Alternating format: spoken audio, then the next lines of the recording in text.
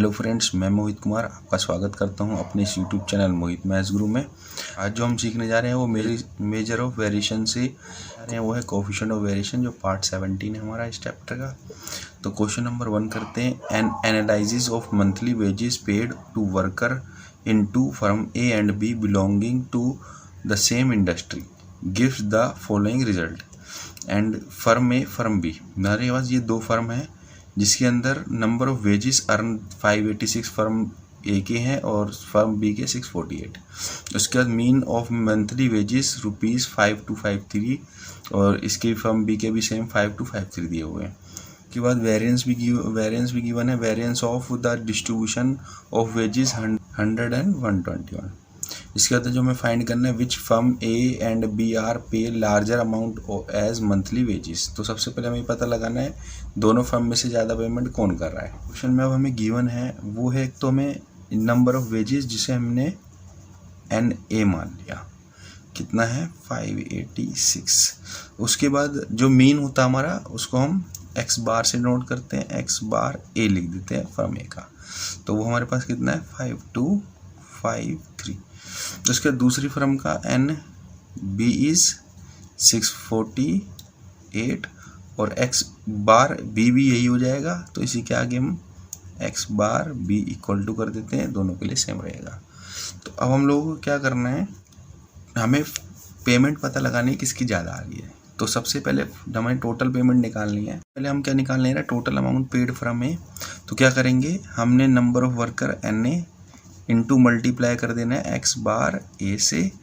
तो ये वैल्यू हमारे पास क्या थी 586 इंटू 5253। तो इसको मल्टीप्लाई करने पर जो आया वो आया 3078258। तो हमारा जो ये हो गया 30,78,258। इसके बाद हमें total amount paid from B की भी निकालनी है। तो अब जब हम total amount paid from B की निकालेंगे तो उसमें हमें एन बी नंबर ऑफ जो वेजेस, उसके बाद एक्स बार बी मल्टीप्लाई में, तो नंबर ऑफ वेज और नंबर ऑफ मंथली मीन निकाल लेंगे मल्टीप्लाई करके। तो टोटल हमारी अमाउंट पेड निकल जाएगी फ्रॉम बी की।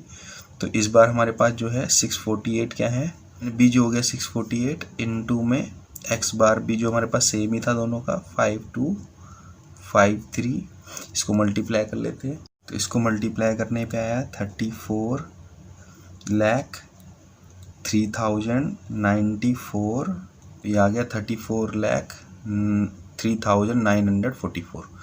तो दोनों में से जो हमारे पास पेमेंट आ रही है वो ज़्यादा है किसकी, ये वाली बी फर्म की।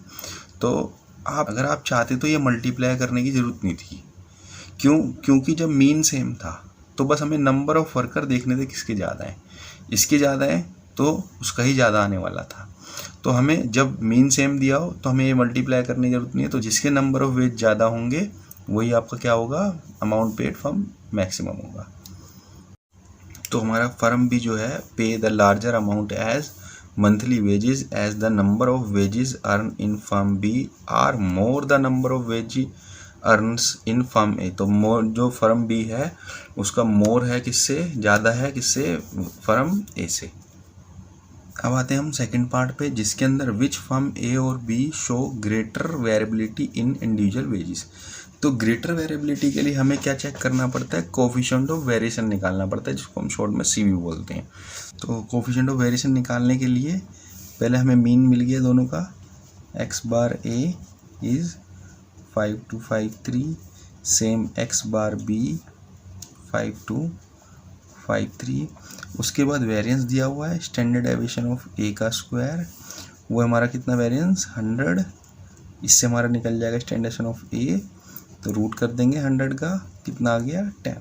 Same standard deviation of B भी दिया हुआ है आपको, दिया तो वेरिएंस है, उससे हम क्या निकाल लेंगे स्टैंडर्ड डेविएशन। तो सबसे पहले इसकी वैल्यू दे रखी है 1 to 1। तो स्टैंडर्ड डेविएशन ऑफ बी की वैल्यू निकालने के लिए क्या करेंगे, रूट कर देंगे 1 to 1 का, कितना आ गया 11। तो कोफिशिएंट ऑफ वेरिएशन का जो फॉर्मूला CV क्या होता है, स्टैंडर्ड डेविएशन अपॉन में मीन इंटू 100। बोल देते हैं स्टैंडर्ड डेविएशन साइन मीन इनटू में 100 लगाते हैं। CV ए फर्म का स्टैंडर्ड डेविएशन ऑफ ए कर देंगे और mean x bar A into 100 इनकी वैल्यू पुट कर देते हैं। स्टैंडर्ड डेविएशन ऑफ ए कितना था हमारे पास 10 और मीन ऑफ ए कितना था 5253 इंटू 100। इसको मल्टीप्लाई कर लेते हैं 1000 बाय 5253। इसको डिवाइड करने पे आएगा 0.19। ये निकाल लेते हैं coefficient of B standard deviation of B upon में मीन ऑफ बी इंटू 100। तो इस बार पुट जो करेंगे हम लोग स्टैंडर्ड डेविएशन बी पुट करेंगे, कितना आया था हमारे पास 11 और मीन ऑफ बी कितना आया था हमारे पास 5253 इंटू 100। इसको सॉल्व करेंगे तो 1100 बाय 5253। इसको डिवाइड कर लेते हैं। डिवाइड करने पे आया 0.20। तो हमें ये चेक करना है कि इन दोनों में से बड़ा कौन आया है। तो हमारे पास CVA जो है वो छोटा है CVB से। आंसर आ गया from B has greater variability in the individual wages. जो दोनों में से ज़्यादा आएगा वो हमारा मोर वेरिएबल होगा। अब हमें ऐसा भी इस क्वेश्चन के अंदर ऐसा भी किया जा सकता है, जब हमारा मीन इक्वल आता है दोनों का, तो उस समय में ज़रूरी नहीं कि CVA CVB निकाला जाए। तब हम खाली स्टैंडर्ड डेविएशन से पता लगा सकते हैं कि दोनों में से अगर कोई स्टैंडर्ड डेविएशन बड़ा है उससे भी हमें पता लग सकता है मोर वेरिएबिलिटी क्या है। जैसे देखो आपने 1000 को 5253 से डिवाइड किया, यहाँ 1100 को 5253 से। सेम नंबर से जब डिवाइड करते हैं तो जो ऊपर वाली बड़ी होगी न्यूमरेटर की वैल्यू वही ज़्यादा आएगी। देख लो आपके सामने ज़्यादा वही आई है। तो यहाँ पे हम क्या कर सकते हैं स्टैंडर्ड डेविएशन ए और बी को ही चेक कर सकते हैं जब मीन इक्वल हो कि दोनों में से बड़ा कौन है। दोनों में से बड़ा कौन है हमारा स्टैंडर्ड डेविएशन बी बड़ा है और ए छोटा है। तो हमारा मोर वेरिएबल क्या हो जाएगा स्टैंडर्ड बी से ही पता लग जाएगा कि हमारा मोर वेरिएबल है। उस केस के लिए आपको क्या लिखना पड़ता standard deviation A standard deviation of B ये लिखना पड़ता जब आपको डायरेक्ट ये करना होता, तब आपको CVA निकालना नहीं पड़ता। तो हम लोगों को जब हम स्टैंडर्ड डेविएशन से इसको प्रूफ करते तो उसके लिए हमें ये लाइन लिखनी पड़ती the mean of monthly wages of both the firm is same 5253 therefore the firm with greater standard deviation will have more variability. तो हमारा इसके हिसाब से अगर करते तो हमें ये लिखना पड़ता, अगर हम CV के हिसाब से लिखते तो ये लिखना पड़ता। कंप्लीट है, थैंक यू। इसके जैसा ही क्वेश्चन मैंने स्क्रीन पे पुट किया है, आप उसको सॉल्व करके देखिए। अगर सॉल्व करने में प्रॉब्लम आती है तो आप मुझसे पूछिए कमेंट करके, और अगर इसको सॉल्व कर सकते हैं उसका आंसर बताइए। और आप लोगों को मेरी वीडियो पसंद आती है तो लाइक करें, सब्सक्राइब करें, कमेंट करें। Thank you.